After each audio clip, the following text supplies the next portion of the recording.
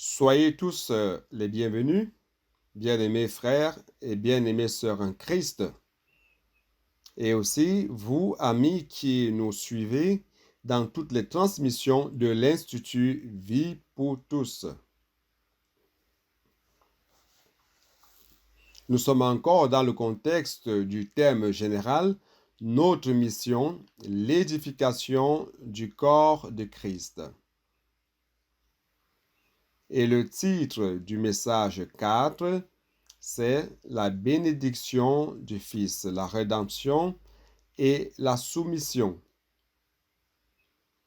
Les versets de la Bible sont Éphésiens chapitre 1 du verset 7 au verset 12. Avant de commencer le message, je voudrais que vous sachiez que nous sommes dans un moment de grande joie, car nous avons reçu tous les coordonnateurs de tous les CPEV du Brésil cette semaine, tant pour participer au CPF qui se trouve à Lorena et aussi au PAC qui se trouve à São Paulo. C'était des jours mémorables, inoubliables. Et hier, vendredi et hier, samedi, nous avons eu une communion merveilleuse avec eux. Et il y a aussi les gérants des coopératives. Ils sont au 3e ciel. Et nous aussi. Frères, et une bonne chose qui s'est passée, c'est qu'ils se sont rendus compte que au CPEV aussi, car ils avaient toujours des difficultés d'aligner les leçons dans le CPEV. Nous avons commencé il y a quelque temps de cela par des leçons basiques sur la vérité et plus tard sur les leçons de vie et de l'édification. Mais ils se sont rendus compte que le Seigneur a conduit la pratique du CPEV à Lorena, les conduisant à appliquer les leçons qui sont extraites de la parole prophétique. Car on y trouve des vérités fondamentales et s'il est nécessaire d'avoir des messages ou des besoins spécifiques, ils pourraient l'appliquer. Le plus important, c'est que tous les coordonnateurs de tous les CPEV se sont rendus compte de l'avantage et ils se sont immergés dans toute la parole que le Seigneur nous donne. Cela engendre une combustion organique, une explosion. Pourquoi? Parce que la parole prophétique est comme un combustible qui nous alimente pour accomplir l'œuvre de Dieu. Et comme combustible, avec l'esprit qu'ils exercent, lorsqu'ils vont dans les rues, sortant avec les frères du PAC, ils commencent à appliquer dans la pression de la rue tout ce qu'ils ont reçu.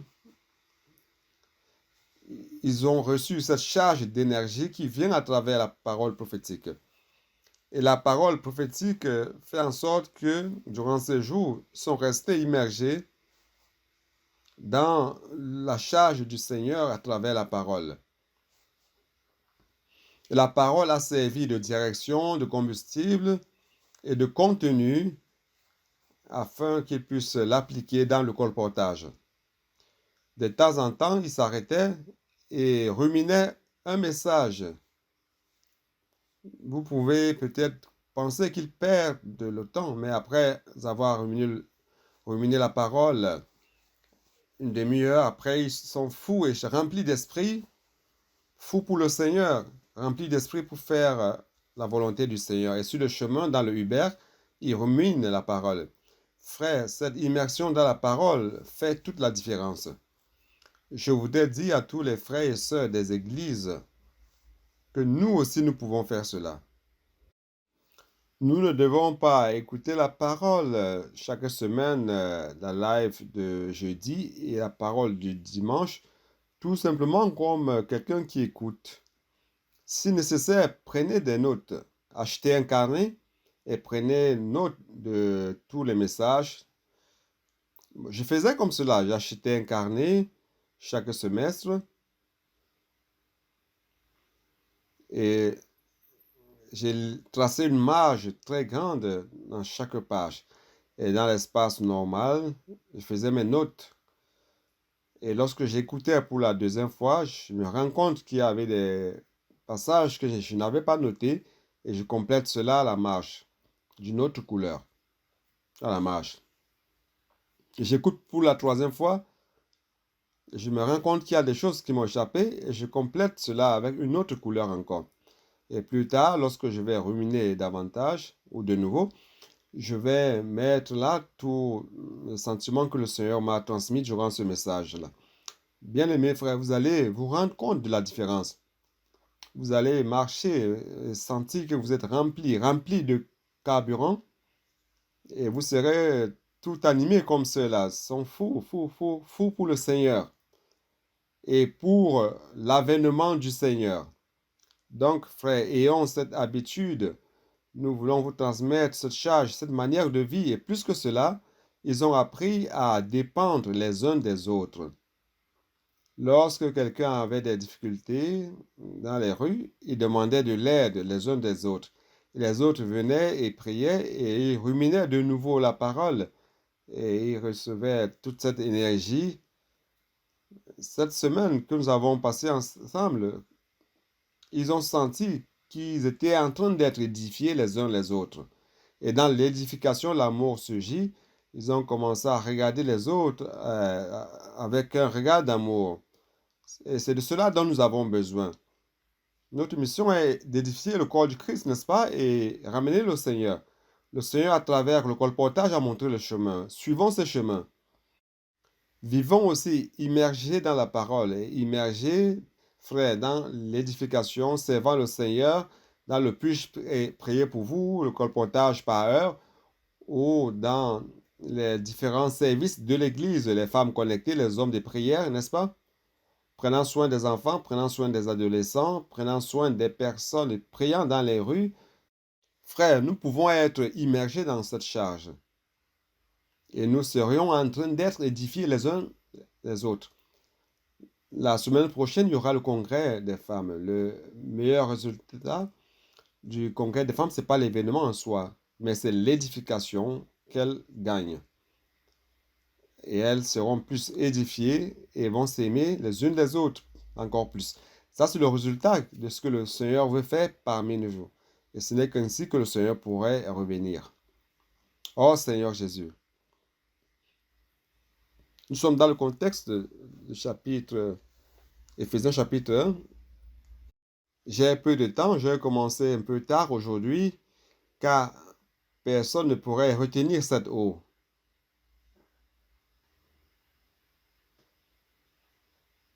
Et j'ai commenté avec les anciens de Saint Paul. Il y a quelqu'un qui voulait acheter notre propriété. Et j'ai dit aux anciens que nous n'allons pas vendre ce lieu. Pourquoi? Parce que ce carreau de ce rôle a été spécialement calculé afin que les frères puissent sauter ici.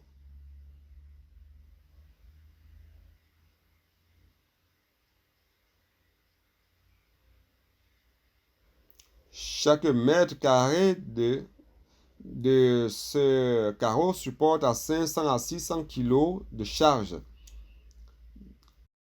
Lorsque nous louons un endroit pour la conférence et que les frères commencent à sauter, j'ai dit, ah, attention, on risque de faire s'écrouler le sol. Mais ici, non. Ici, je n'ai aucune préoccupation, car cette structure supporte. Après la réunion, vous pourrez sauter encore plus ici, ok?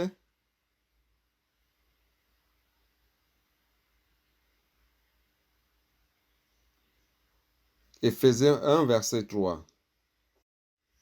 Béni soit Dieu, le Père de notre Seigneur Jésus-Christ, qui nous a bénis de toutes sortes de bénédictions spirituelles dans les lieux célestes en Christ.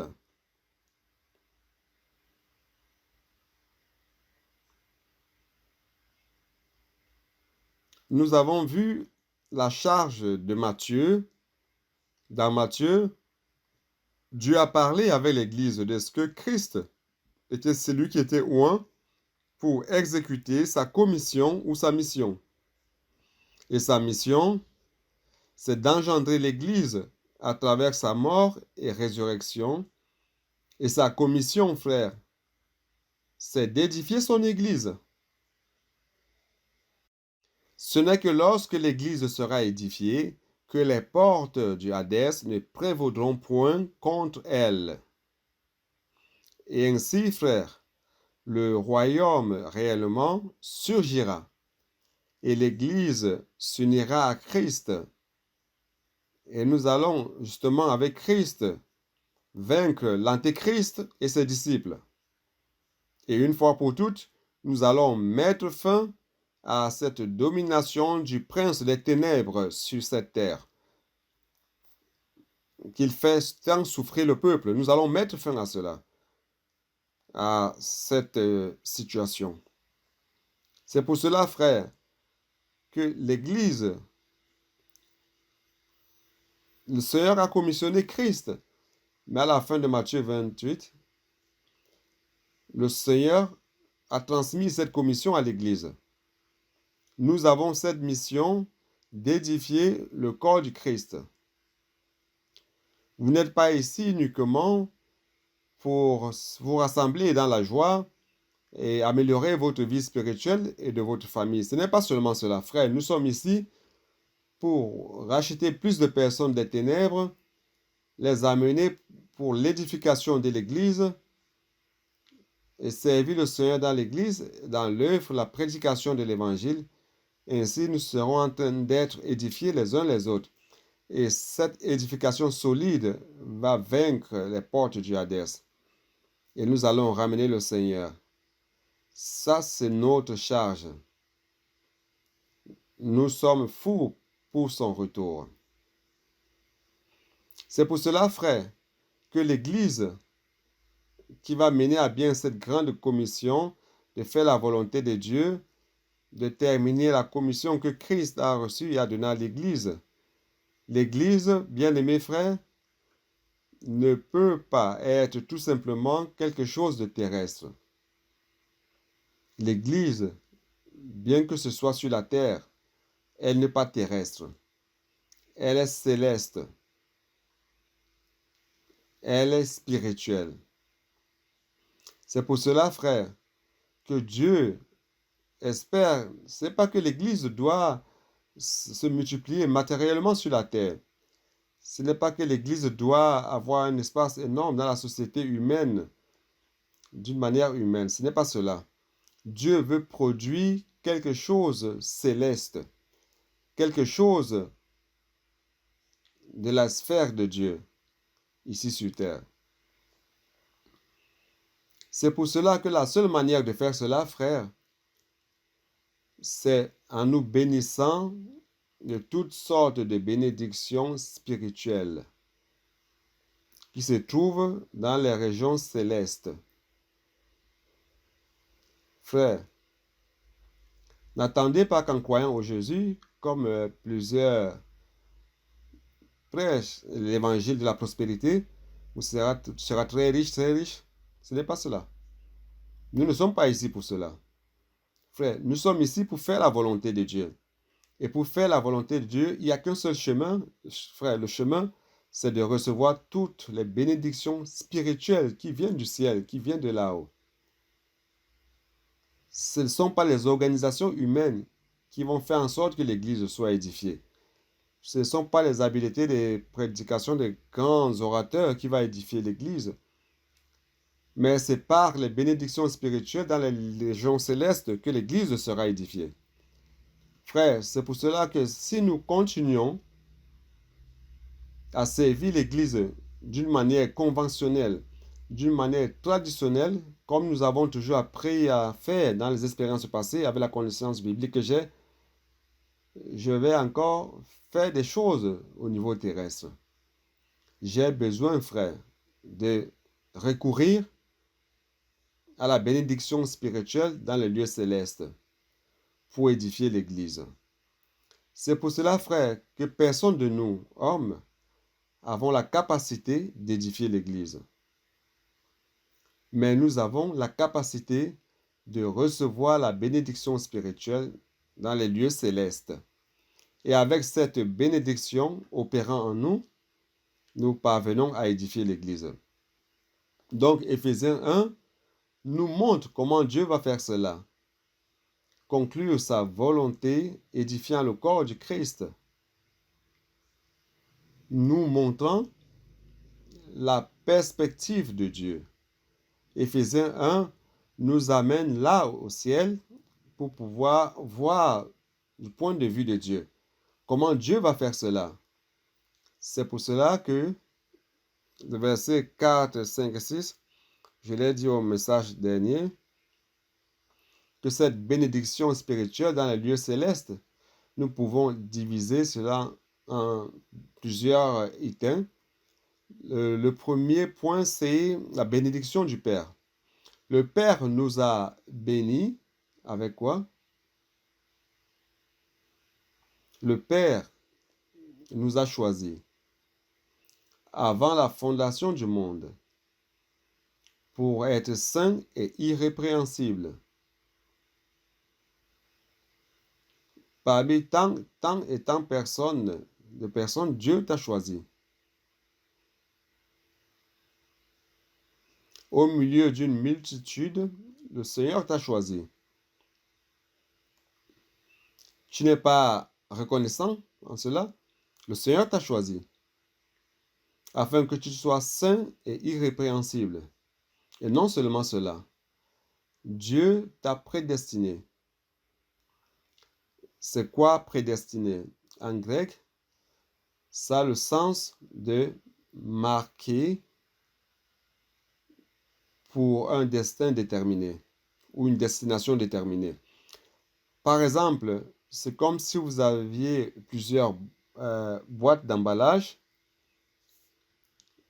et vous avez besoin d'empaqueter des colis et mettre des étiquettes pour déterminer la destination. Donc, Dieu un jour t'a choisi.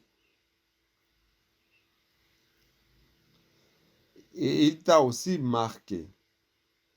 Est-ce que tu sais que tu as la marque de Dieu? Les personnes tout autour ne le voient pas, mais Satan le voit. Les anges déchus le voient. Et les anges de Dieu aussi le voient. Tu as une marque, la marque de Dieu. Et tu sais ce qui est écrit sur cette marque? Tu es destiné à la filiation. La filiation ne consiste pas seulement à être fils de Dieu. Le jour où tu as cru au Seigneur Jésus, le pouvoir t'a été donné pour être enfant de Dieu, comme il est écrit dans Jean chapitre 1, verset 12. Mais plus que cela, la filiation, c'est qu'à partir du moment où tu as reçu la vie de Dieu, tu es un enfant de Dieu et tu commences à vivre comme un enfant de Dieu. Tu commences à vivre guidé par l'Esprit. Celui qui est guidé par l'Esprit de Dieu est enfant de Dieu.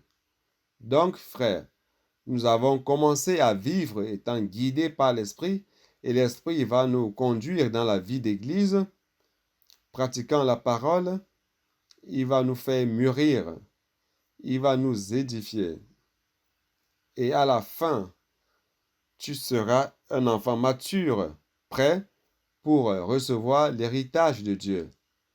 Ça, c'est le sens de la filiation. En grec, c'est huiothesia.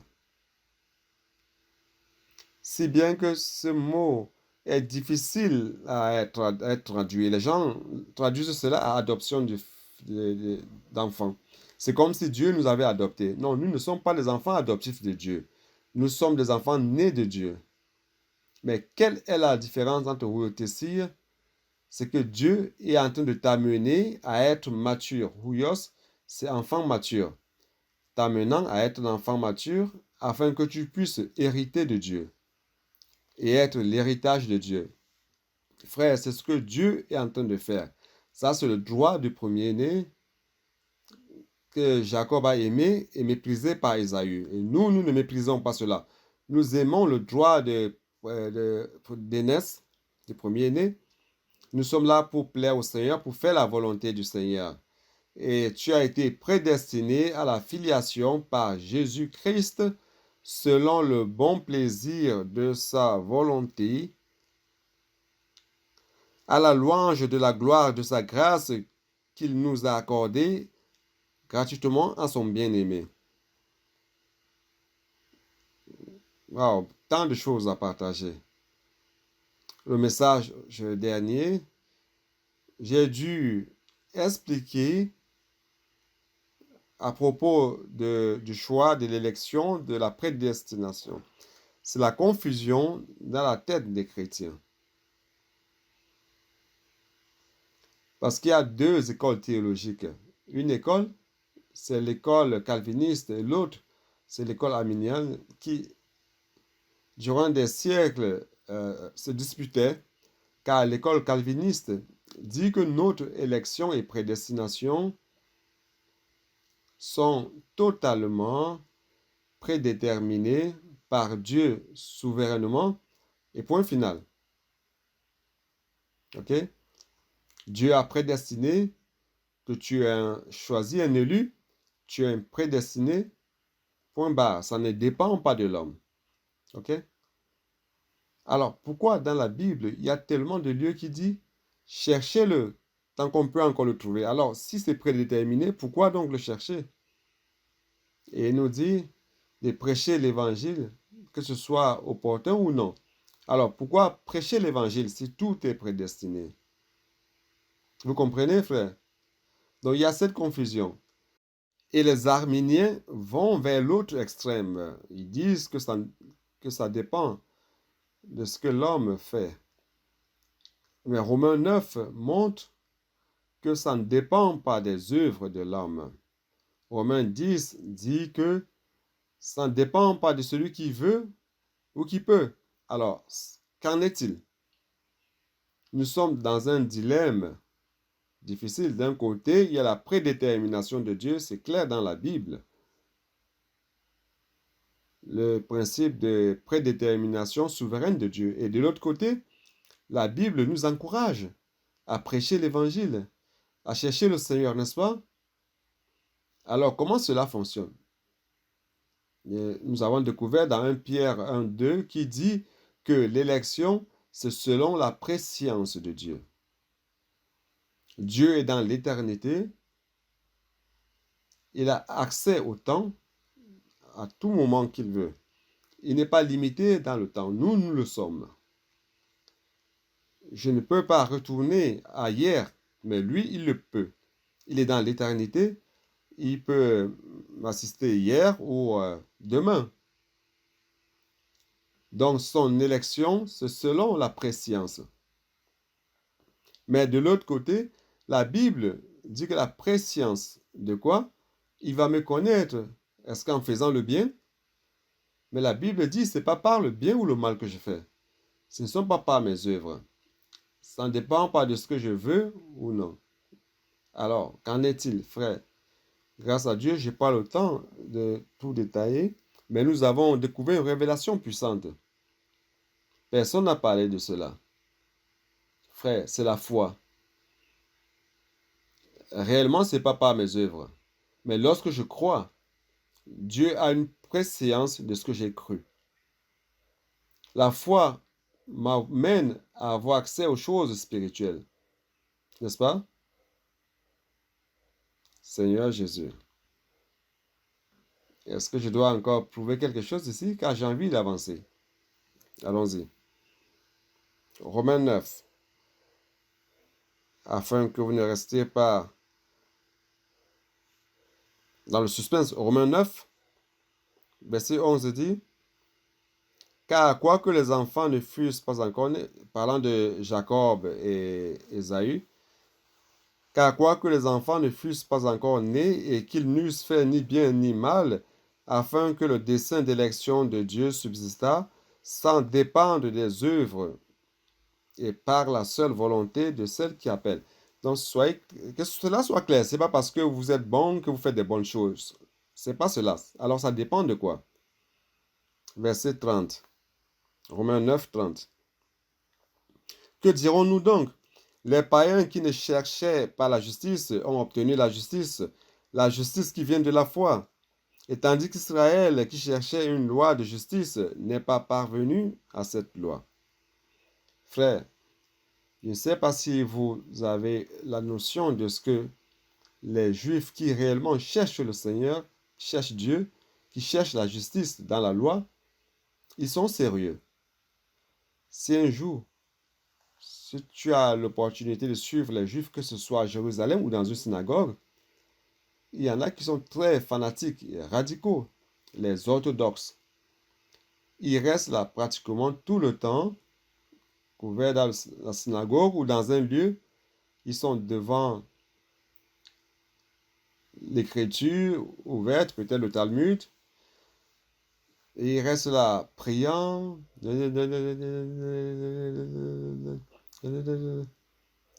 toute la journée. Et cela jour après jour. Qu'est-ce qu'ils espèrent faisant cela? Ils espèrent parvenir à la justice de la loi, n'est-ce pas? Ils sont sérieux. Ils sont radicaux dans cela. Ils aiment Dieu, ils veulent parvenir à la justice de la loi. Mais Paul dit qu'ils n'y sont pas parvenus. Ce n'est pas de cette manière-là qu'ils vont parvenir. Et les païens, donc, ils sont bien loin. Les païens sont bien loin de la loi, n'est-ce pas? De la justice de la loi. Les païens vivent leur vie. Et un beau jour, quelqu'un est venu vous prêcher l'évangile. Vous ne vous préoccupiez même pas de la justice qui découle de la loi. Et un jour, quelqu'un vous parle de Jésus. Et qu'est-ce qui s'est passé? Le Seigneur a eu la miséricorde. C'est donc là où la miséricorde entre en jeu. Le Seigneur, dans sa miséricorde, c'est que ces jours-là, ton cœur a été touché et tu as cru. Et lorsque tu as cru, tu as reçu la justice. Que les Juifs cherchent pas la loi et ne trouvent pas. Et toi qui ne cherches pas la justice de la loi, tu crois en l'évangile et tu l'as trouvé. C'est ce qui est dit ici. Les païens qui ne cherchaient pas la justice ont obtenu la justice qui vient cependant de la foi. Tandis qu'Israël qui cherchait une loi de justice n'est pas parvenu à cette loi. Pourquoi? Parce qu'Israël l'a cherché non par la foi, mais comme provenant des œuvres. Ils se sont heurtés contre la pierre d'achoppement. Selon qu'il est écrit, voici, je mets en Sion une pierre d'achoppement et un rocher de scandale. Et celui qui croit en lui ne sera point confus.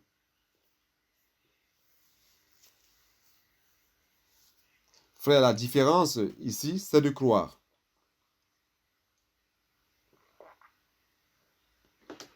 Comment savoir que tu as été élu par le Seigneur? Avant d'avoir cru, tu étais confondu aux autres. Tu ne t'es pas séparé, tu ne t'es pas mis de côté, tu ne t'es pas marqué. Un jour, tu as cru, et lorsque tu as cru, tu n'es plus confondu. Et comme Dieu a la préscience, il savait déjà qu'un jour tu allais croire. C'est pour cela qu'il t'a choisi et t'a prédestiné. Avant la fondation du monde, il t'a prédestiné. Vous comprenez? Donc ce n'est pas par nos œuvres. C'est pour cela, frère, que ce chemin de la foi est merveilleux. Nous devons vivre par la foi tous les jours de notre vie. Le juste vivra par la foi. Frère, c'est pour cela que nous avons foi en la parole prophétique, simple et obéissant. Et le Seigneur fait des miracles parmi nous. Et tout se passe par la foi. Vivons par la foi, servant le Seigneur par la foi. Frère, tout va se passer dans la sphère céleste, la sphère spirituelle. Et ça va se dérouler devant nous et l'Église sera édifiée. Je ne peux plus dire plus que cela car mon temps s'écoule. Frère, continuons. Je lisais le verset 6. d'Éphésiens, Éphésiens 1:6. Je vais lire de nouveau. La louange de la gloire de sa grâce qu'il nous a accordée gratuitement en son bien-aimé. Donc, juste après, il nous amène vers la bénédiction du bien-aimé de Dieu, la bénédiction du Fils. Avant de nous amener à la bénédiction du Fils, il apporte ici la louange de la gloire de sa grâce.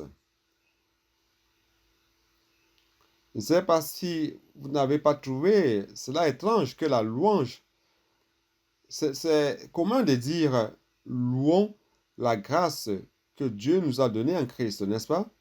Louer la grâce, louer la présence que Dieu nous a donnée, louer ce Christ que Dieu nous a donné, louer la grâce. Mais ici, il parle de louer la gloire de la grâce. Vous vous êtes déjà posé la question, pourquoi la louange, c'est la louange de la gloire de la grâce? La gloire, c'est le résultat attendu par Dieu lorsqu'il nous a donné la grâce. Vous avez compris? Dieu nous a donné la grâce. Dieu nous a donné Christ lui-même. Dieu en Christ est venu sous la forme de grâce jusqu'à nous. Et nous avons reçu toute la grâce à travers Christ. Et nous avons toutes les bénédictions spirituelles dans les régions célestes en Christ. Alors, quel est l'objectif de Dieu en nous donnant la grâce afin que tu puisses être dans la présence de Dieu, recevoir toutes les bénédictions de Dieu dans la grâce? Dieu attend des résultats. Et ce résultat, c'est la gloire. Colossiens 1, 11.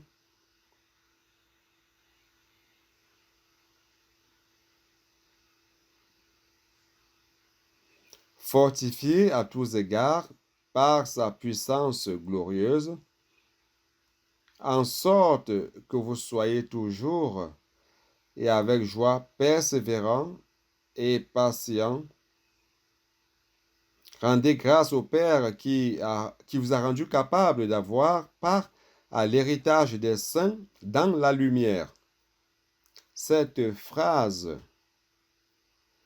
selon la force de sa gloire ou sa puissance glorieuse, frère, pour la première fois, ce verset a brillé.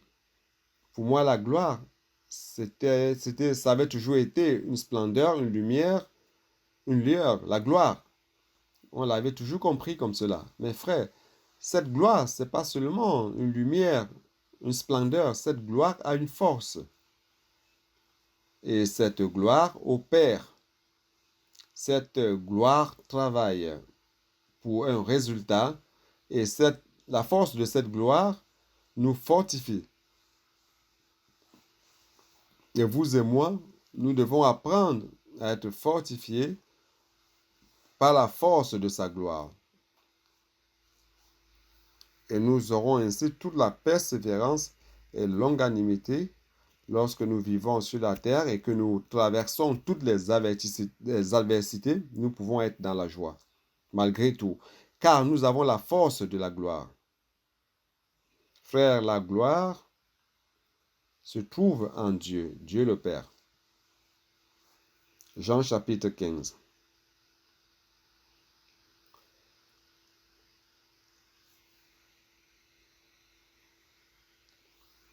Jean chapitre 17, pardon. Verset 4 dit ceci. Jésus dit, je t'ai glorifié sur la terre, j'ai achevé l'œuvre que tu m'as donné de faire. Frère, lorsque le Seigneur confie une œuvre à l'Église de faire ou à nous, frère, lorsque nous faisons selon son commandement, nous glorifions Dieu. Donc, glorifier Dieu, ce n'est pas seulement crier gloire à Dieu, mais c'est de faire ce que le Seigneur nous a commissionné de faire. Si le Seigneur nous a commissionné de prêcher l'Évangile, de sauver les personnes, et lorsque nous faisons comme cela, nous serions en train de glorifier Dieu. Jésus a glorifié Dieu faisant l'œuvre que Dieu lui a confié de faire. Verset 5. Et maintenant, toi, Père, glorifie-moi. Glorifie-moi, Père, auprès de toi-même. Frère, alors, c'est quoi la gloire? La gloire, c'est Dieu lui-même. La gloire, c'est Dieu le Père. Glorifie-moi, ô Père, en toi-même. Père, tu es la gloire. Glorifie-moi. Quoi d'autre? De la gloire que j'avais auprès de toi avant que le monde fût. Avant que la création n'existât dans l'éternité passée, le Père était dans la gloire du Père, car le Père, le Fils est uni au Père, qui est la gloire en personne. Maintenant, le Fils a été envoyé par le Père pour devenir un homme. Et cet homme, Jésus, serait un corps étranger dans la gloire du Père. Vous comprenez? Car il a été engendré ici sur terre. Et c'était le moment où Jésus allait mourir. Et dans sa mort, frère, dans sa résurrection après, il serait glorifié. Je parle de Jésus homme. Car comme fils, il était déjà dans la gloire du Père. C'est pour cela, frère, que Jésus, après sa mort, vous vous rappelez, dans la prière à Gethsémani, Père, si possible, éloigne de moi cette coupe, mais toutefois, que ma volonté ne soit pas faite, mais la tienne. Il a prié de nouveau en d'autres termes. Il priait le Père en disant, Père, que je puisse être cet homme Jésus que tu vas approuver. Car si le Dieu le Père n'approuvait pas tout ce que Jésus a fait à la croix par rapport à son œuvre sur la terre, frère, Jésus allait allait demeurer dans la corruption et Dieu n'allait pas le ressusciter le troisième jour. Mais Dieu a approuvé son œuvre. Jésus, approuvé par Dieu, c'est dans le livre d'Actes, et Dieu l'a ressuscité des morts. Et lorsque Dieu l'a ressuscité des morts, frère, cet homme Jésus a été glorifié. Vous n'y croyez pas? Et que dit Jean 7, 37 à 39? Au dernier jour, au jour de la fête, Jésus se leva et dit, si quelqu'un a soif, qu'il vienne à moi et boive. Celui qui croit en moi, de son intérieur couleront des fleuves d'eau vive. Mais il disait cela par rapport à l'esprit que ceux qui allaient croire en lui devaient recevoir. Car l'esprit, en ce moment-là, n'avait pas encore été donné. Car Jésus n'était pas encore glorifié. Donc Jésus serait glorifié dans sa mort et sa résurrection, et lorsqu'il allait ressusciter, frère. Et lorsqu'il est ressuscité, frère, il a été glorifié. Jésus, homme, a été glorifié. Et Dieu a envoyé l'Esprit vers nous. Cela révèle que dans la grâce que Dieu nous a donnée en son Fils Jésus, son Fils bien-aimé, se trouve le Père lui-même qui est la gloire. Vous comprenez? Dieu nous a donné la grâce à travers Jésus. Et cette grâce qui nous a été donnée comme cadeau, se trouve le Père lui-même qui est la gloire. Et ce Père qui est la gloire, qu'est-ce qu'il veut faire avec nous? Il veut nous glorifier, nous fortifier. Vous comprenez? Il a la force capable de nous fortifier de toute sa puissance. Donc l'objectif final de la volonté de Dieu, c'est de nous insérer dans la gloire du Père, unissant l'Église au Fils, afin que tous soient un. Le Père dans le Fils dans le Père, et l'Église en Dieu, afin que nous soyons perfectionnés dans l'unité à travers le travail de la gloire. C'est dans Jean 17, 21 à 24. Jetez-y un coup d'œil. Donc l'objectif de Dieu nous donnant sa grâce, c'est cela, afin que tous soient un. Il veut travailler dans l'unité. L'édification apporte l'unité, afin que tous soient un. Comme toi, Père, tu es en moi. Voyez donc l'unité merveilleuse, organique, divine. Le Père est dans le Fils. Comme toi, Père, tu es en moi et comme je suis en toi. Frère, cette unité, ne consiste pas à manger la pizza ensemble. Cette unité est intrinsèque. La vie de Dieu est organique.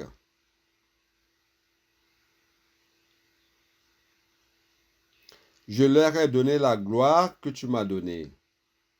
Frère, il est important de recevoir la gloire du Père. Plus nous recevons la gloire, plus nous sommes perfectionnés dans l'unité. Je leur ai donné la gloire que tu m'as donnée, afin qu'ils soient un comme nous sommes un. Durant cette semaine, les coordonnateurs des CPEV et les gérants des coopératives ont passé le temps ensemble, immergés dans la parole prophétique. Ayant l'expérience merveilleuse de colportage, dépendant les uns des autres, ils ont été plus édifiés encore. Durant cette semaine, ils sont sortis étant un, de plus en plus. Oui ou non? Quand tu regardes un d'eux, tu ne vois pas un individu, tu te rends compte qu'ils sont un. C'est un bloc. Et le Seigneur accomplit un travail en peu de jours, 3-5 jours. Imaginez ce que le Seigneur peut faire dans la vie d'Église si nous nous immergions dans la parole du Seigneur et servir ensemble. Nous serons si édifiés que nous serons un et Satan ne trouvera aucun point d'appui pour susciter la division parmi nous. Car nous sommes un, comme le Père est un dans le Fils dans le Père, et nous, par la gloire, par le travail de la gloire, nous en Dieu. Oh Seigneur Jésus. Moi en eux et toi en moi, afin qu'ils soient parfaitement un dans l'unité. Frère, nous sommes en train d'être perfectionnés dans cette unité. Ce n'est pas une unité qui vient de l'homme, mais de Dieu. Frère, c'est pour cela que nous avons besoin de la bénédiction spirituelle dans les lieux célestes. Et que le monde connaisse que tu m'as envoyé et que tu les as aimés comme tu m'as aimé. Frère, après le résultat de l'unité, c'est l'amour. Et nous commençons à nous aimer les uns les autres. Je suis sûr que quand ils sont venus, qui sait, peut-être qu'il y avait des visages qu'ils ne voulaient pas voir. Mais, mais maintenant, Mais maintenant, ils s'aiment les uns les autres. Et ce n'est pas un amour fabriqué, c'est l'amour de Dieu dans l'édification. Oh Seigneur Jésus, ça c'est la grâce que Dieu nous a donnée gratuitement dans le bien-aimé. Oh Seigneur Jésus.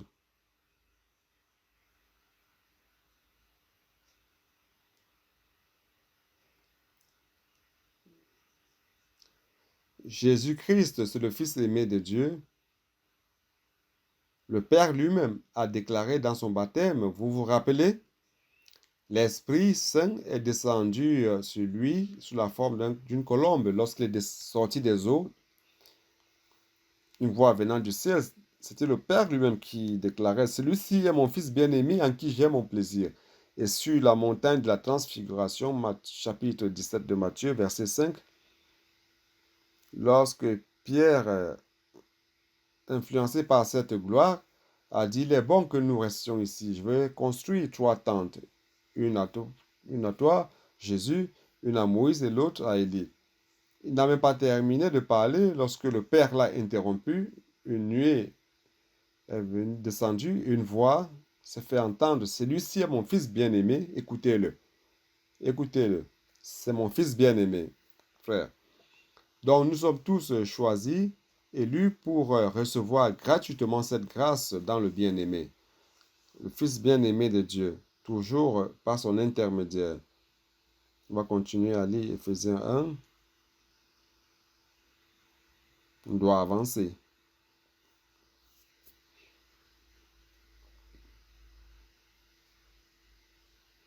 En lui, nous avons la rédemption par son sang, la rémission des péchés selon la richesse de sa grâce. Frères, s'il n'y avait pas la rédemption accomplie par le Fils de Dieu, jamais nous aurions accès aux bénédictions spirituelles dans les lieux célestes en Christ. Nous serions encore dans le péché avec la chute de l'homme dans Genèse 3. Romains 5 dit que tous ont péché et sont privés de la gloire de Dieu. Hébreux dit que sans effusion de sang, il n'y a pas de pardon de péché. Nous sommes ainsi liés. Dieu veut nous bénir, mais il ne peut pas, car nous sommes des pécheurs. Mais grâce à Dieu, le Fils a répondu à la demande du Père. Il est venu sur terre. Il a souffert comme un homme. Il est mort de la pire des morts sur la croix, frère. Il a versé son sang et il a accompli la rédemption éternelle. Hébreux 9, 22. Je ne vais pas lire à cause du temps. Et Christ est mort pour nos péchés. 1 Corinthiens 15, verset 3. Vous pouvez noter et lire après. 1 Pierre 3, 18. Il a accompli par son sang le salut éternel. Hébreux 9, verset 12. La rédemption a donné la base à Dieu pour pardonner nos offenses, afin de nous justifier. Nos péchés ont été pardonnés et Dieu nous a justifiés. C'est ce que j'ai dit lorsque j'ai parlé de la justice qui découle de la foi. Il suffit de croire. Lorsque vous avez cru, vous avez été justifiés. Je vais lire. Allons lire rapidement. Romains 5. Sinon, d'ici peu, vous serez impressionnés par cela. 5, 16.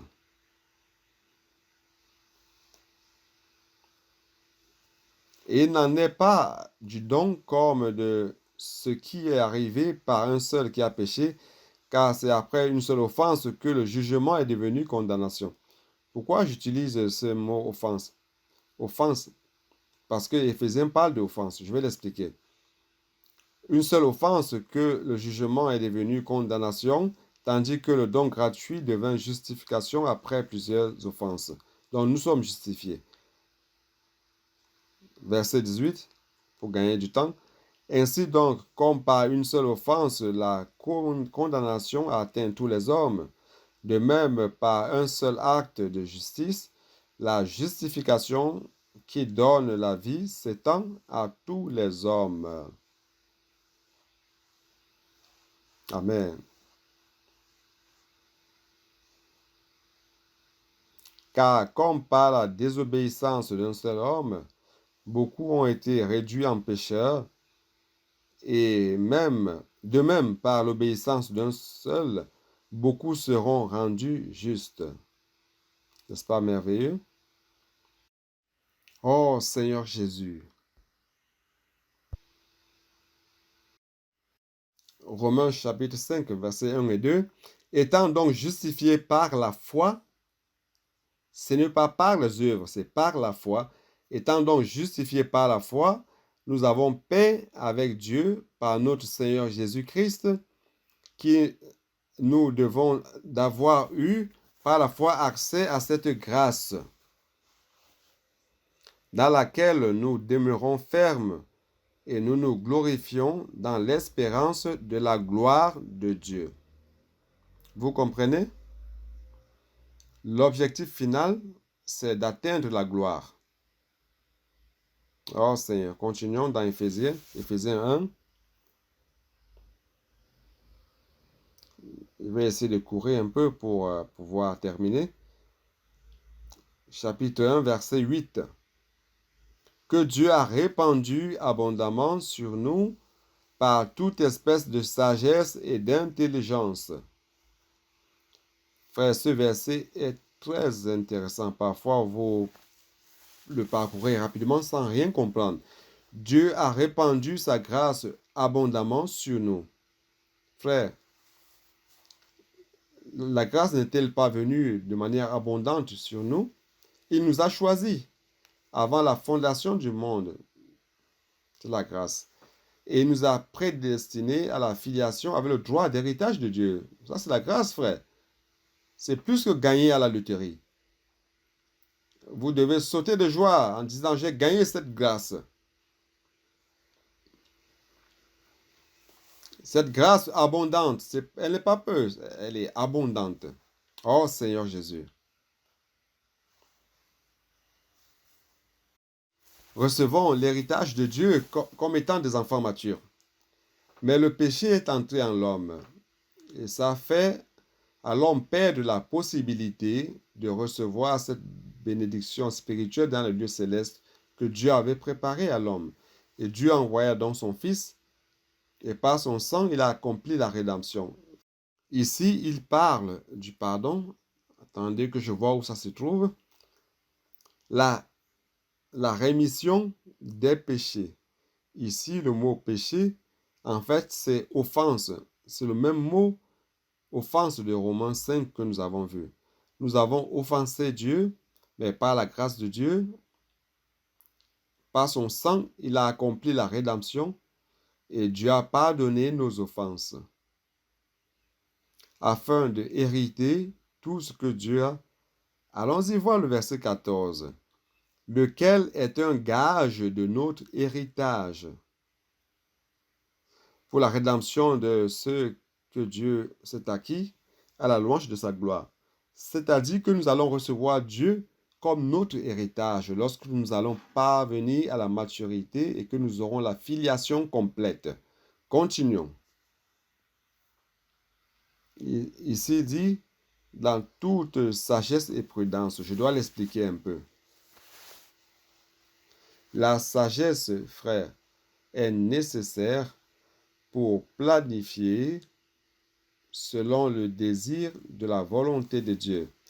C'est-à-dire que la sagesse est nécessaire dans la phase du projet, du plan et de l'objectif. Et la prudence est nécessaire dans la phase de l'exécution.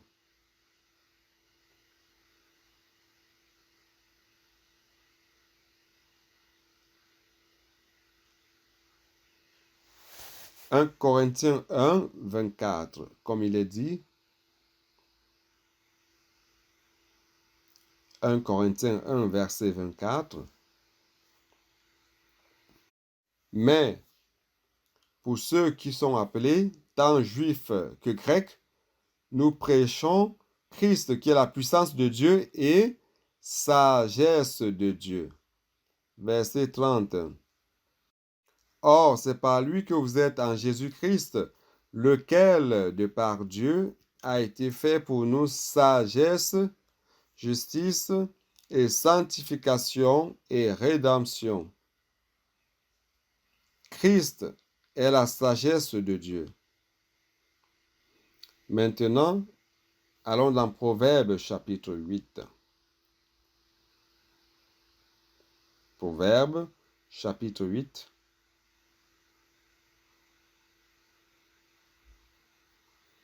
Jetez un coup d'œil au verset 12. Moi, la sagesse, ici c'est le Fils. Ici c'est le Fils. Moi, la sagesse, j'ai pour demeure le discernement ou la prudence. Je sais planifier, je sais exécuter. Vous comprenez?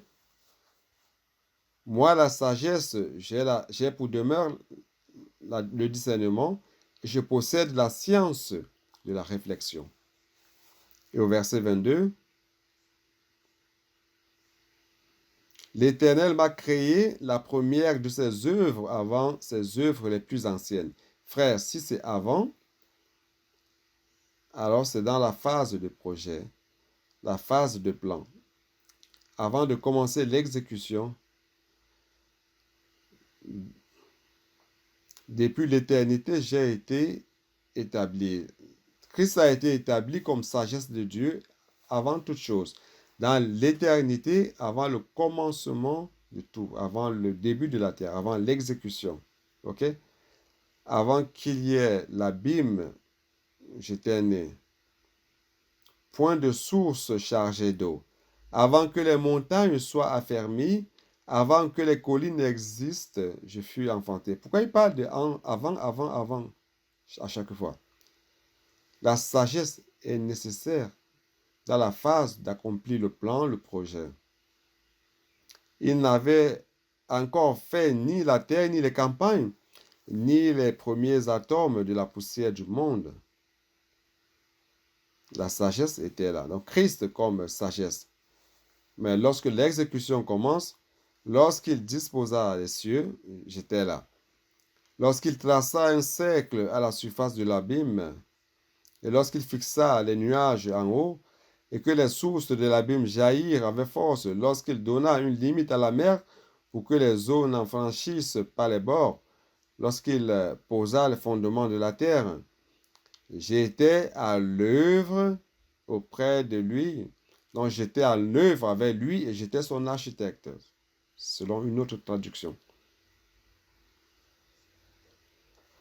Christ est la sagesse de Dieu dans la planification. Christ est la prudence de Dieu dans l'exécution. Il est l'architecte. Seigneur Jésus. Et le Père, le Fils, frère. Quel est le plan?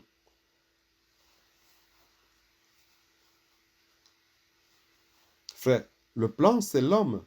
Le centre du plan, c'est l'homme. Pourquoi?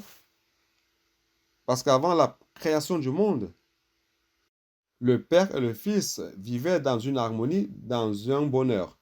Verset 30, deuxième partie. Je faisais tous les jours ses délices. Dans la version King James actualisée, il était le plaisir du Père. Le Fils était le plaisir du Père. Et jouant sans cesse en sa présence. Et dans la version King James actualisée, je vivais heureux à ses côtés. Il n'y avait qu'une seule joie. Car le Père est la source de la joie, du bonheur. Dieu est la source de la joie. Le saviez-vous, oui ou non? Vous saviez que lorsque tout sera terminé, que lorsque Dieu aura accompli son plan, nous allons retourner à Dieu. Frère, nous n'aurions pas besoin de divertissement. Nous n'aurions besoin de rien d'autre pour nous apporter de la joie, car nous serions avec la joie en personne. Nous serions avec Dieu qui est notre bonheur. Et Dieu va satisfaire pleinement notre nécessité, et joie et plaisir. Vous croyez en cela, oui ou non? On n'aura plus besoin d'aller à la pêche, de jouer au football et tout cela. Non, Dieu va vous remplir de joie, car lui-même est le bonheur. Saviez-vous que une personne, je pense qu'un frère m'a transmis des statistiques, combien de personnes font des recherches sur Google, comment être heureux? En un mois, 30 jours, 45 millions de personnes font des recherches sur le thème comment être heureux. Les colporteurs qui vont dans les rues rencontrent des personnes malheureuses qui recherchent la joie jusqu'au jour d'aujourd'hui. Le conseil des psychologues, c'est que si dans ton mariage tu n'es pas heureux, alors largue ta femme et en cherche une autre, n'est-ce pas? Et cela ne va qu'augmenter la pension, car ils ne vont jamais trouver le bonheur. Frère, le bonheur se trouve en Dieu.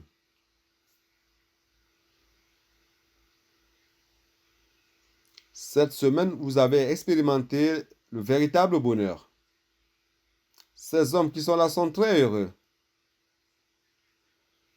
Vous vous rendez compte qu'ils ils débordent de joie.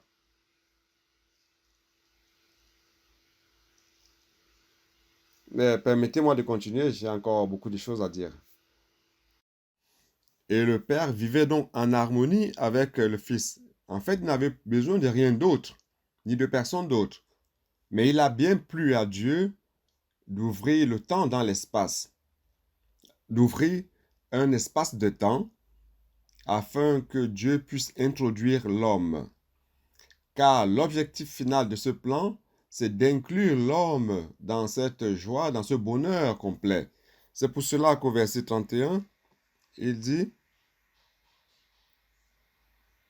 jouant sur le globe de sa terre et trouvant mon bonheur parmi les fils de l'homme. Donc, le Seigneur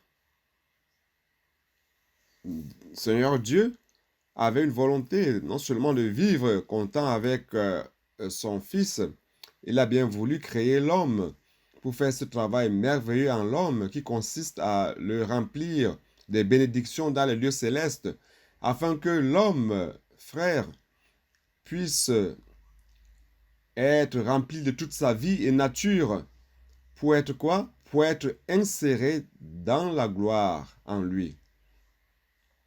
Et étant inséré en Dieu, il participe à son bonheur et à sa joie. Ça, c'est l'objectif final. Vous me comprenez? Oui ou non? Oh Seigneur Jésus.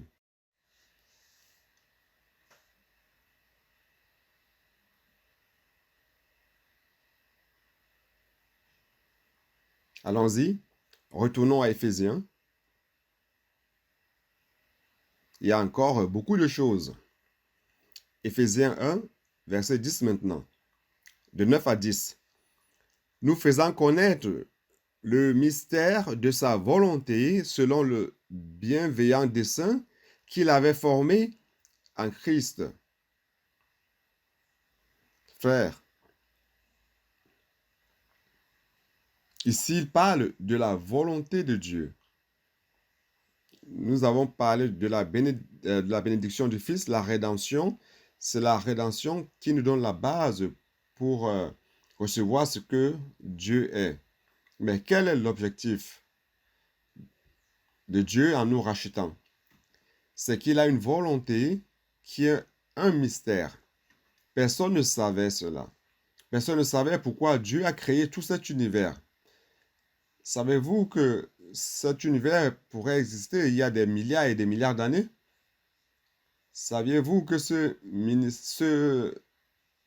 univers avec les planètes et les étoiles en formation et tout ça, nous, je ne sais pas combien de temps ça a duré, des milliards d'années, je ne sais pas, mais ce que je sais, c'est que en ce moment-ci, nous sommes dans une fenêtre cosmique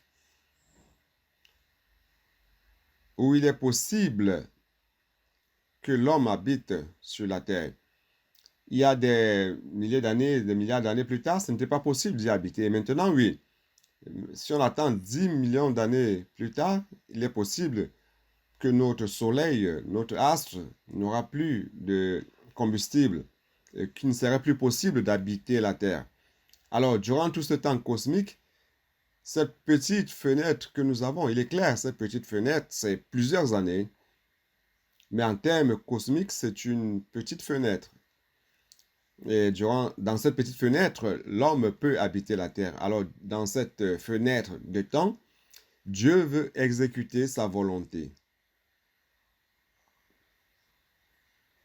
Car si l'homme avait été mis ici avant, peut-être que c'était une planète froide, tout le monde mourrait congelé ou alors brûlé, très chaud, je n'en sais rien. Mais Dieu nous a mis au bon moment et au bon endroit. Et maintenant, le temps existe uniquement pour faire sa volonté. Donc, la volonté de Dieu était un mystère. Personne ne le savait. Ni les anges ne le savaient. Pourquoi Dieu a créé cet univers et a permis que Lucifer se rebelle contre lui et qu'il apporte le chaos sur la terre. Et Dieu, après, a recréé la terre. Il a permis aussi que le serpent vienne tromper l'homme. Et que l'homme qui est tombé aussi, et il y avait eu une confusion sur la terre, la corruption s'est installée, le péché est entré. Frère, c'est une histoire de tragédie après tragédie. Et les anges ne comprenaient pas aussi pourquoi Dieu a fait tout cela et que tout est devenu ce désordre, ce chaos. C'est un mystère. Mais, frère, Dieu a une volonté. Sa volonté est forte. Personne ne va contre sa volonté. Il va accomplir sa volonté. Donc, selon le mystère de sa volonté, je vais dire de la manière suivante, le mystère de sa volonté. Frère, tout a une origine dans la volonté de Dieu. Christ a participé à la phase du projet, de la planification et de l'exécution de son plan, mais c'est selon le bon plaisir de sa volonté. Qu'est-ce que c'est? Donc, tout part du point de vue de Dieu le Père. Dieu le Père a une volonté et cette volonté doit être satisfaite. Cette volonté, Dieu doit avoir la joie et le plaisir voyant cette volonté accomplie. Donc le Fils, selon la volonté du Père, il a compris la volonté du Père. Alors il a établi un plan. Donc tout part de la volonté du Père, et le Fils a fait le projet. Et le Fils a participé à l'exécution et il continue encore à participer à l'exécution. Donc tout part de la volonté de Dieu. Et dans la volonté de Dieu, frère, ça a toujours été un mystère et personne ne savait pourquoi Dieu avait créé toutes choses. Mais il a été donné à Paul la révélation de ce mystère, c'est de converger en Christ toutes choses. Ici, le mot converger, c'est que toute chose soit sous l'autorité d'un seul chef. C'est la soumission. Christ doit être chef sur toute chose. Ça, c'est la volonté de Dieu. Vous comprenez? Dieu doit faire en sorte que toute chose soit sous l'autorité de Christ. Le mot grec converger a aussi le sens de réunir toute chose sous l'autorité d'une personne qui unit tout ou sous un leader. C'est dans le sens d'avoir Christ comme chef sur toute chose. Ça, c'est dans le verset 22. Jetez-y un coup d'œil. Éphésiens 1, 22. Il a tout mis sous ses pieds et il l'a donné pour chef suprême à l'Église. Frère, l'Église a cette fonction d'exécuter cela. Lucifer pensait que ce serait lui, l'élu, pour gouverner les nations. Il a voulu exalter son trône et il est devenu orgueilleux, car il était la créature la plus parfaite. Il avait sous son commandement des anges et des anges, des triades d'anges. Il voulait exalter son trône pour être semblable au Très-Haut. C'est dans Ésaïe 14 et vous lisez ça à la maison. Mais Dieu l'a expulsé. Il a dit, je ne t'ai pas choisi pour être le gouverneur sur les nations. Et lorsqu'il a été rejeté, il s'est rebellé contre Dieu.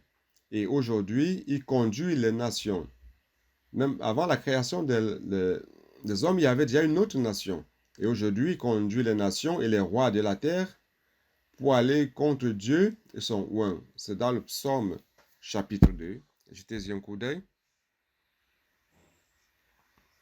Il n'a pas été choisi, il a été rejeté par Dieu et il s'est mis en colère. Aujourd'hui, il conduit un mouvement contre Dieu et contre l'élu de Dieu, le oint de Dieu qui est Christ. Verset 1. Le psaume 2. Pourquoi ce tumulte parmi les nations, ces vaines pensées parmi les peuples? Pourquoi les rois de la terre se soulèvent-ils et les princes se liguent-ils contre qui? Avec eux contre l'Éternel et contre son oint, car ils se rebellent contre celui que Dieu a choisi, contre le Seigneur et contre son oint, disant, brisons leurs liens, délivrons-nous de leurs chaînes. Nous ne voulons plus avoir aucun lien avec Dieu et que l'homme peut vivre seul sans Dieu. Qui est-ce qui a commencé ce mouvement utilisé par Satan? C'était Nimrod. Nimrod avait commencé à dire au peuple, à peu près 150 ans après le déluge, et il a dit au peuple qu'il a peur de la punition de Dieu à cause du déluge. Il a dit, on n'a plus besoin de Dieu, coupons tous les liens avec lui et que l'homme peut vivre seul. Frère, ça c'est le monde d'aujourd'hui. C'est le monde d'aujourd'hui. Comme Dieu ne l'a pas choisi pour conduire les nations, il veut conduire ce monde qu'il a créé. Oh Seigneur Jésus.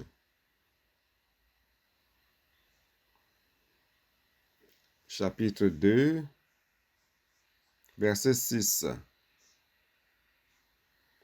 Verset 6 du psaume 2. C'est moi qui ai oint mon roi sur Sion, ma montagne sainte. C'est-à-dire que Dieu avait déjà fait son choix.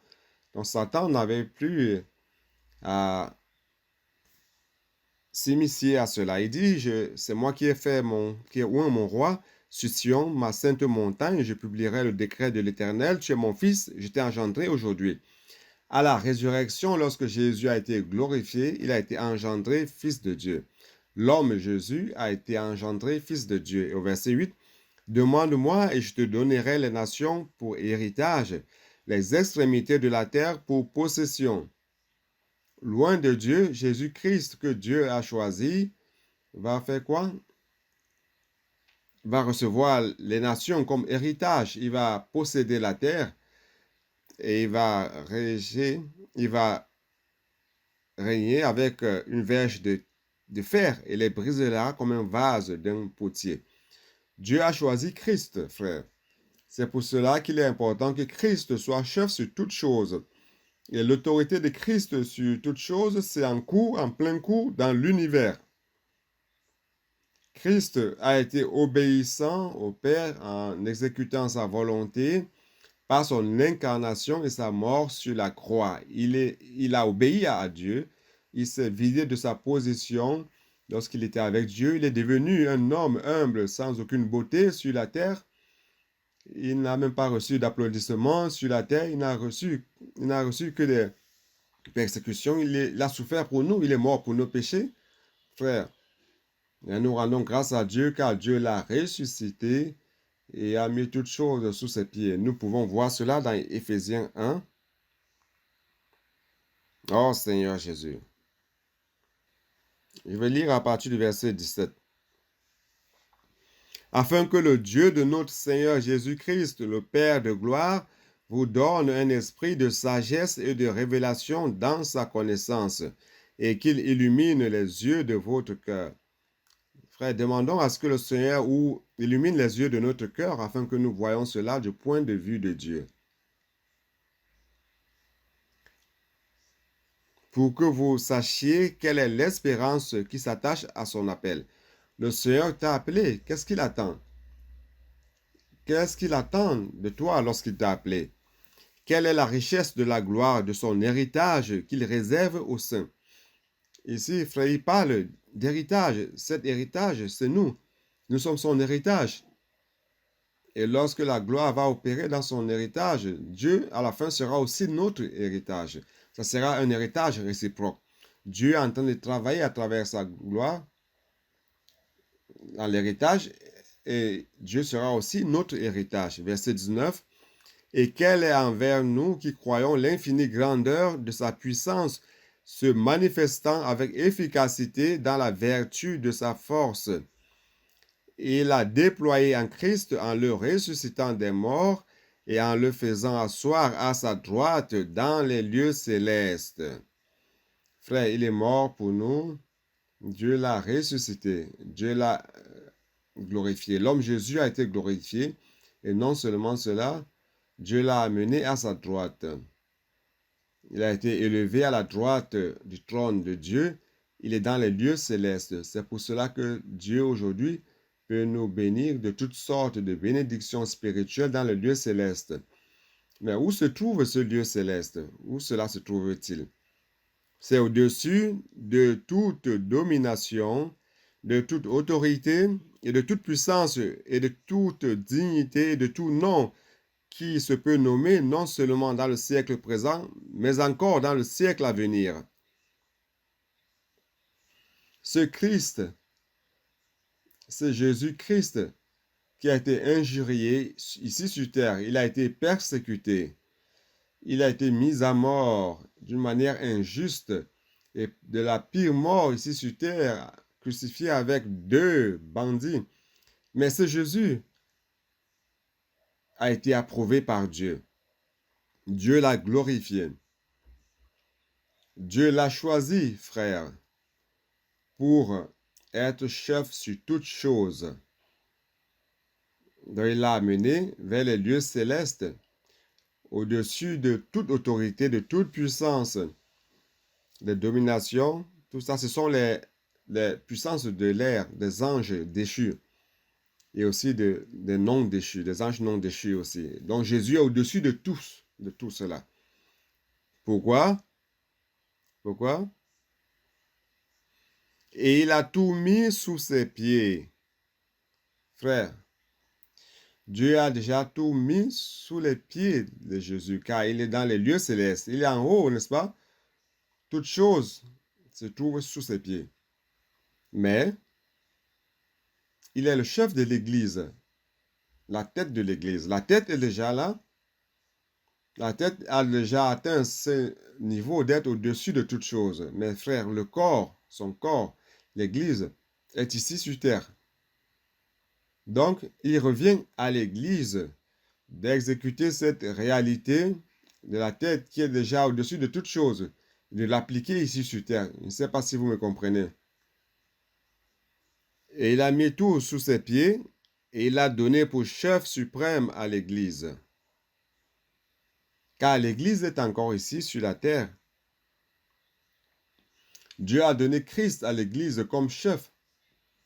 Donc, si notre chef est au ciel, dans le lieu céleste, ce corps, peu à peu, sera rempli de cette réalité, oui ou non? Frère, c'est pour cela que notre chef est dans les lieux célestes, notre tête, et Dieu nous remplit de toutes sortes de bénédictions des lieux célestes. D'ici peu, nous serons célestes. C'est pour cela, frère, que nous devons sortir hors de la boîte. Les services traditionnels et conventionnels ne vont pas accomplir ce travail extraordinaire. Car ce travail n'est pas humain, ce travail est surhumain, c'est surnaturel, c'est le travail de Dieu. Il n'y a que Dieu qui peut faire cela. C'est pour cela, frère, que la parole prophétique fonctionne. Car la parole prophétique, lorsque vous croyez et que vous êtes soumis, vous obéissez, c'est la parole qui accomplit son œuvre. Ce n'est pas l'homme, c'est Dieu qui fait à travers l'homme. Et Dieu est en train de faire ce travail, bien-aimés frères. Oh Seigneur Jésus. Et ce que le Père a promis, frère, sera accompli dans le psaume 110. Ce que Dieu le Père a promis au Fils. Le psaume 110, vous qui étiez avec moi hier, peut-être que vous avez eu le privilège de recevoir toute la révélation que j'ai donnée hier. Peut-être que je n'aurai pas le temps de présenter tout cela, frère, mais vous avez reçu cela en avant-première. Mais je vais continuer d'en parler un peu. Dans le psaume 110, le verset 1 dit ceci: L'Éternel dit à mon Seigneur, assieds-toi à ma droite jusqu'à ce que je fasse de tes ennemis ton marchepied. Celui qui va exécuter cela, c'est l'Église. Ou celle qui va exécuter cela. Donc, l'Éternel étendra son sillon étendras de Sion le sceptre de ta puissance, domine au milieu de tes ennemis.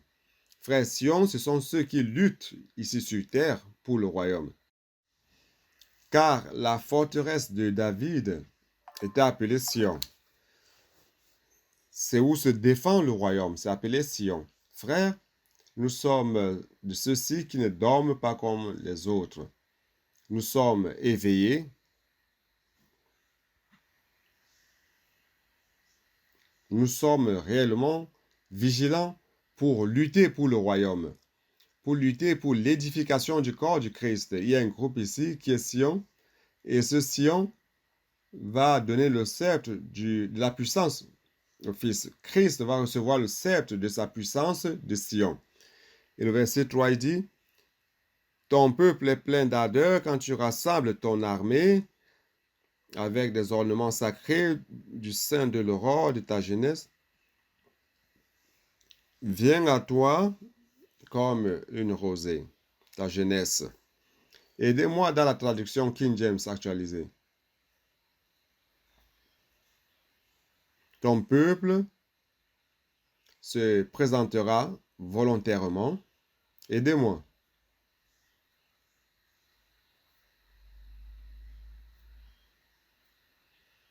Ton peuple se présentera de manière généreuse au jour de la convocation. Le Seigneur a déjà convoqué, ok? Ton peuple ici, c'est l'Église. Nous rendons grâce à Dieu car l'Église est en train de se présenter. Car Dieu a convoqué sur le mont Saint ou la Sainte Montagne, plus nombreux que les gouttes de rosée au milieu de l'aurore, tu auras ton armée des jeunes saints. Frère, Dieu est en train d'accomplir cette prophétie. C'est le moment de l'aurore. Le moment de l'aurore est arrivé. Au milieu de l'aurore, apparaîtront comme des gouttes de rosée beaucoup de jeunes, des enfants, des adolescents et des jeunes qui apparaissent descendant du ciel. Personne ne les a envoyés. Ils viennent comme des gouttes de rosée de l'aurore. Frère, la promesse est en train d'être accomplie, car dans le Somme 2, le Père a dit au Fils, demande-moi, et certainement le Fils a demandé. Et Dieu est en train de convoquer son peuple pour se présenter comme une armée. Et frère, donc réunissant les jeunes. Aujourd'hui, c'est le temps des jeunes. Dans cette lutte de la fin de cette phase finale, on a besoin des jeunes, les jeunes matures et les jeunes jeunes, les adolescents, les enfants. Eux tous vont former l'armée des jeunes saints. Frère, vous savez ce que j'ai découvert récemment? En fait, je m'en suis rappelé. Saviez-vous que le nom de ma mère, c'est quelque chose qui est lié à l'aurore, au milieu de l'aurore. Le nom de ma mère. Lorsqu'elle est née, sa mère, c'est-à-dire ma grand-mère, a eu un rêve.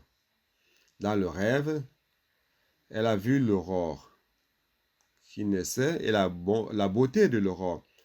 Et il lui a donné le nom milieu de l'aurore. Ça, c'est une coïncidence. Et je suis né d'elle.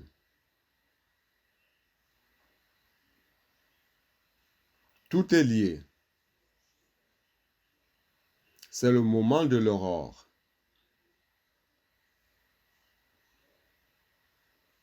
Seigneur Jésus, je dois avancer. Puis-je encore parler de quelque chose en plus? Alors, retournons à Éphésiens 1.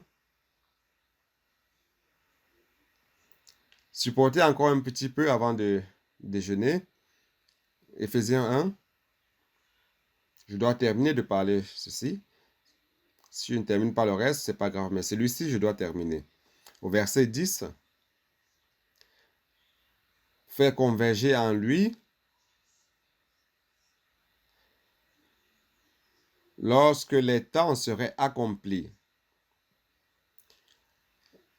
J'ai pris toute une soirée pour leur parler de cela hier, mais je vais juste résumer maintenant. Frère, La dispensation des temps ou lorsque les temps seraient accomplis, en grec, c'est oikonomia, c'est-à-dire l'exécution du plan de Dieu.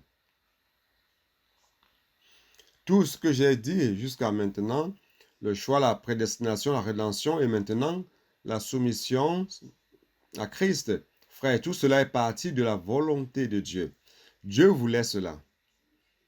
Et le Fils savait que Dieu voulait de cela. Et le Fils a planifié, et le Fils a exécuté et continue d'exécuter. Vous comprenez?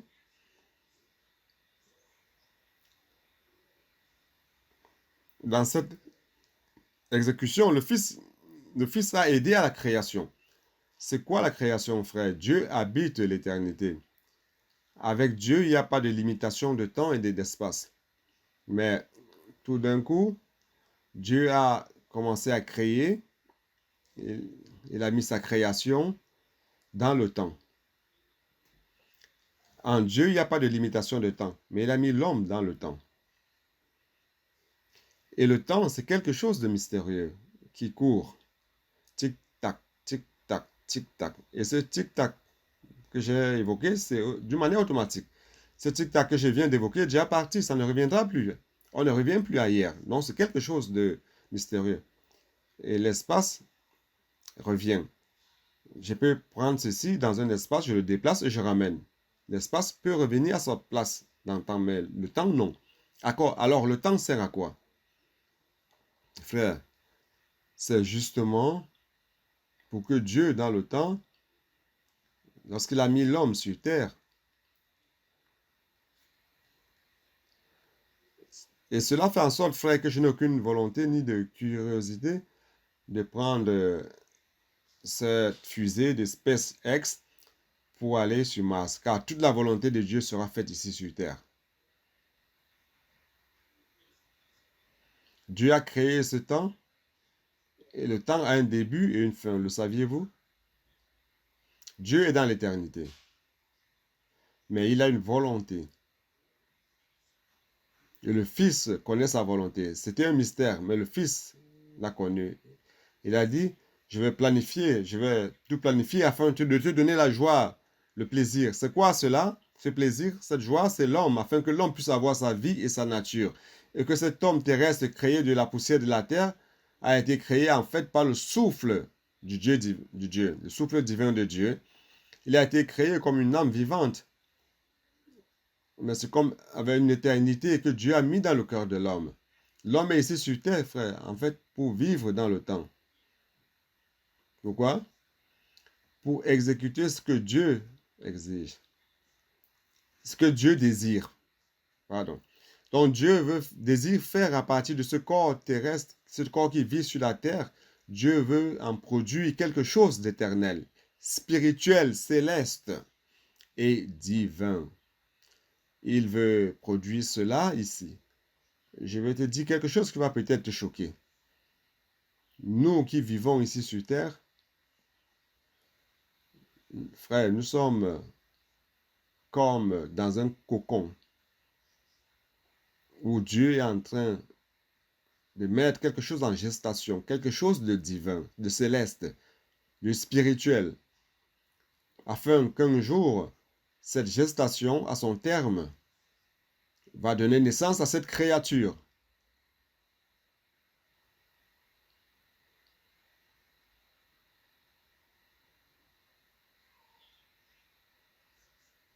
Et le temps ne sert qu'à cela.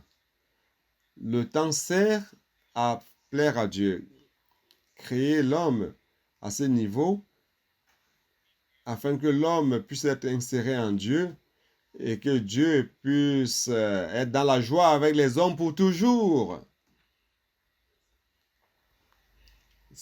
J'en parle trop, c'en est trop? Vous vous en rendez compte de cela? Bon, je vais terminer avec Romains 8. Supportez encore quelques minutes. Almire. Romains 8.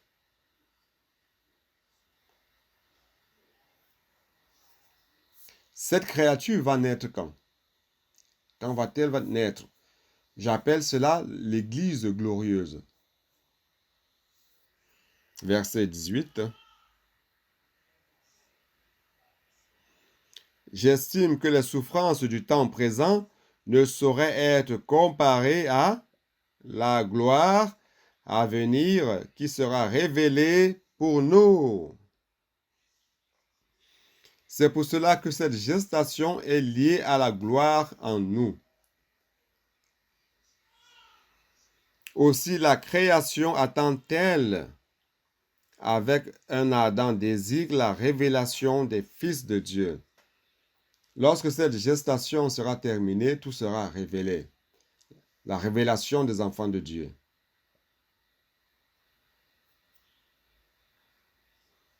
Car la création a été soumise à la vanité, non de son gré, mais à cause de celui qui l'y a soumise avec l'espérance, qu'elle aussi sera affranchie de la servitude de la corruption. Pourquoi? Pour avoir part à la liberté de la gloire des enfants de Dieu. Il est né. Maintenant, cette créature peut être unie à Dieu et vivre pour toujours avec Dieu.